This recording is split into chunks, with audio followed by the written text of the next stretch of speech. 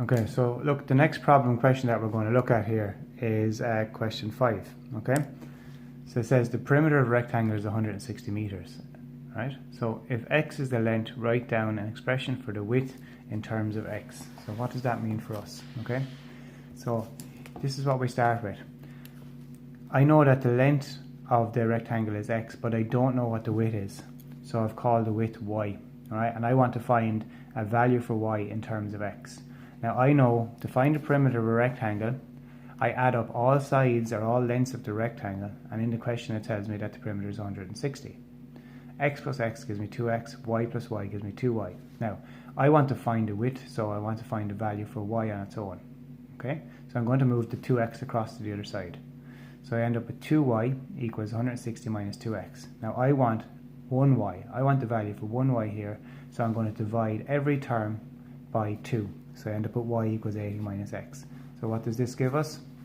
This gives us now a rectangle. This gives us a rectangle that has a length of x and a width of 80 minus x, and that's for part A. Okay. Now if we look back then, what does it say for part B? It says the area of this rectangle is 1536, okay, meters squared. So I'm going to go back over here. So for part B, we know that the area of a rectangle is length by the width.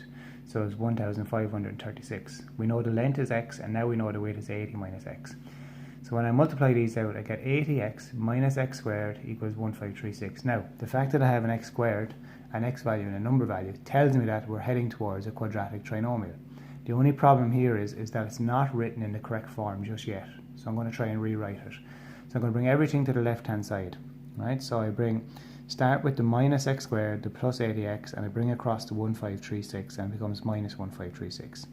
Another problem, it begins with a minus x squared. We don't solve quadratics that begin with minus x squared. So I'm going to multiply the entire equation by minus 1, which changes this to plus, this to minus, and this to a plus. Okay, right, so this is where it gets a little bit difficult to find factors.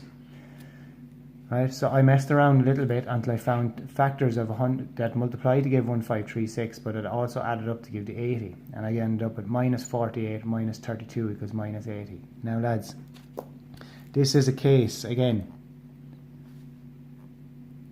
if you find it very difficult to find factors at this point, you can use the minus b formula to solve this.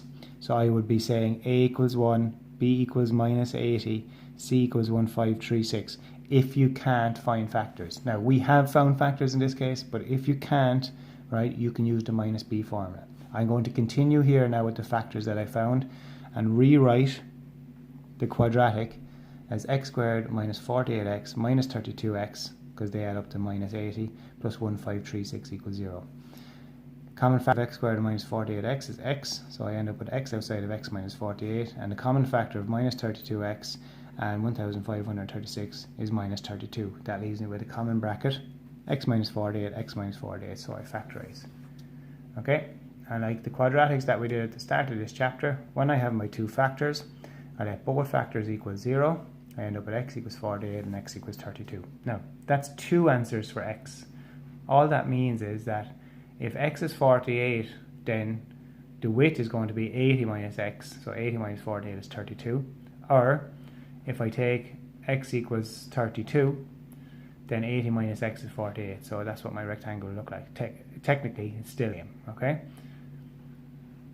Okay, again, can't highlight enough or stress enough, lads, that if you can't find factors, you can use the minus b formula from this point. Okay, right.